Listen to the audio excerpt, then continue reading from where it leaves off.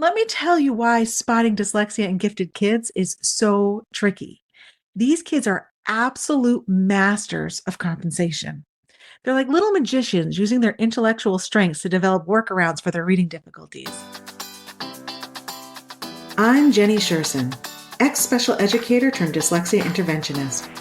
It wasn't so long ago that I, too, was overwhelmed by balanced literacy versus structured literacy, education speak, and everything in between.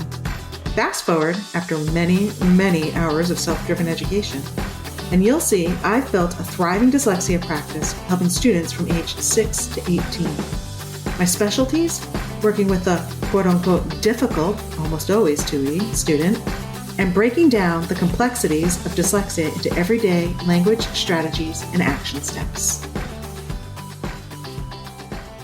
You've always known your child was bright. They have an incredible vocabulary, solve complex problems in their head, and amaze you with their creativity and insight.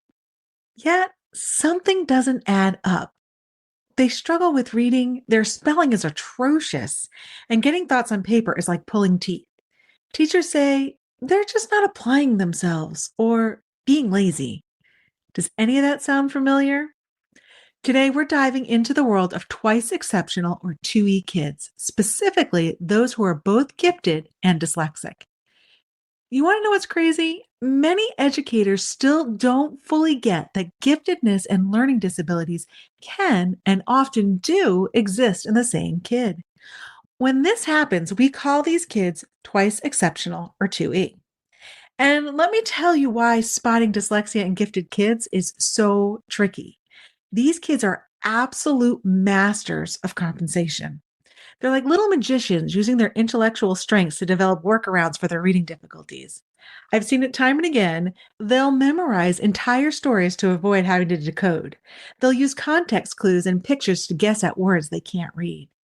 Some develop this extraordinary memory for verbal information just to compensate for their struggles with written text. And because all of this fancy footwork, these kids often perform at what looks like grade level, hiding their struggles beneath a thin veneer of adequacy. They're not failing, so nobody raises any red flags. But here's what's really going on behind the scenes. These kids are working twice as hard as their peers just to keep up. They're burning through their cognitive resources on tasks that should be automatic.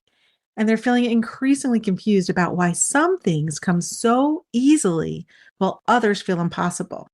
So let me tell you about one of my students. Kay had an IQ that would knock your socks off and could discuss complex science concepts that just kept me scrambling forever just to keep up. Yet, at 10 years old, he still couldn't reliably tell you which letter made which sound. His teachers kept saying he was just bored with reading. The reality? Classic dyslexia hidden behind verbal brilliance. So, how do you spot dyslexia in your gifted child? Well, here are some giveaways. First, watch for this weird disconnect between verbal abilities and reading writing performance. If your child talks like a little professor but struggles when they're reading, that's a huge flag. Second, pay attention to the types of mistakes they made, not just any old error, but those classic dyslexic patterns like mixing up similar looking letters, falling apart when they're trying to read nonsense words, or making wild guesses based on just the first letter or two in a word. Third, notice the effort. Reading and writing should become more automatic over time. If your child is putting in enormous efforts for modest results, that's not laziness. That's a processing issue staring you right in the face. Fourth, watch for those avoidance behaviors, specifically around reading and writing. Gifted kids typically love learning, except in the areas where they have disabilities. If your child mysteriously gets stomach aches every time it's time to read or melts down over homework, something else is going on. Something is up. Now, assessments. This is where things can get really messy. Those standard school screenings often completely miss dyslexia in gifted kids because these kids score in the average range, not low enough to trigger concerns. What you need is a comprehensive evaluation that looks at specific processing skills, not just achievement skills. When you're seeking an evaluation, make sure to specifically mention your suspicion that your child might be twice exceptional. Ask for assessments that measure phonological processing, rapid naming skills, and other dyslexia markers, in addition to general achievement and IQ tests.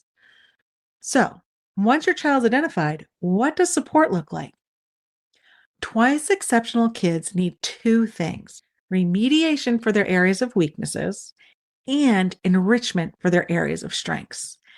This dual approach is crucial. You can't just focus on one side of this equation.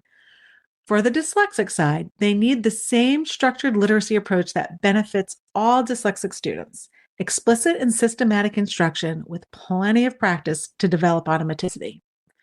For the giftedness side, they need intellectual challenges, creative outlets, and opportunities to excel in their areas of strength. This balance helps maintain their self-esteem while building necessary skills. And speaking of self-esteem, this is perhaps the most important piece. Many 2E kids develop a devastating form of imposter syndrome. They think, if I'm so smart, why can't I do this simple thing? They internalize a sense of failure that can be absolutely crushing. Be straight with your child about their learning profile. Help them understand that different parts of their brain work differently. Not better, not worse, just different. Give them the language to understand and advocate for themselves.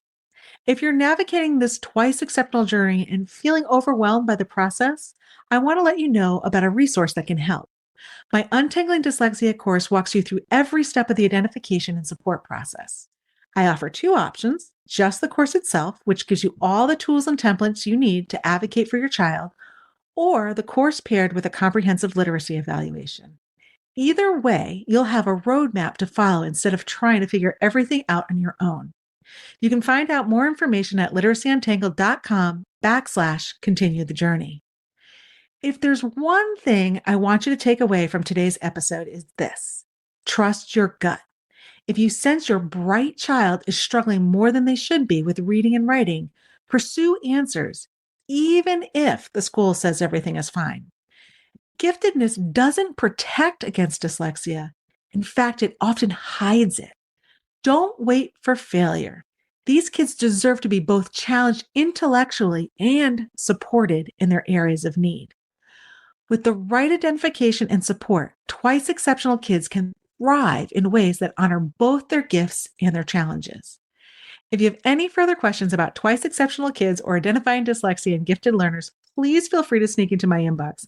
I'd also love your input. What would you like to hear from me in the future? Is there a topic I haven't covered yet that you really want to learn more about?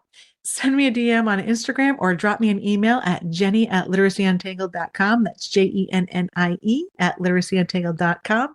I can't wait to hear from you. Until next time, bye-bye. I hope you enjoyed this episode of Literacy Untangled. If you loved this episode as much as I did, head on over and rate and subscribe so you never miss an episode. If you want to continue the conversation or share your takeaways, head on over to our Instagram @LiteracyUntangled and comment on your favorite part. I can't wait to hang out with you again soon. Bye.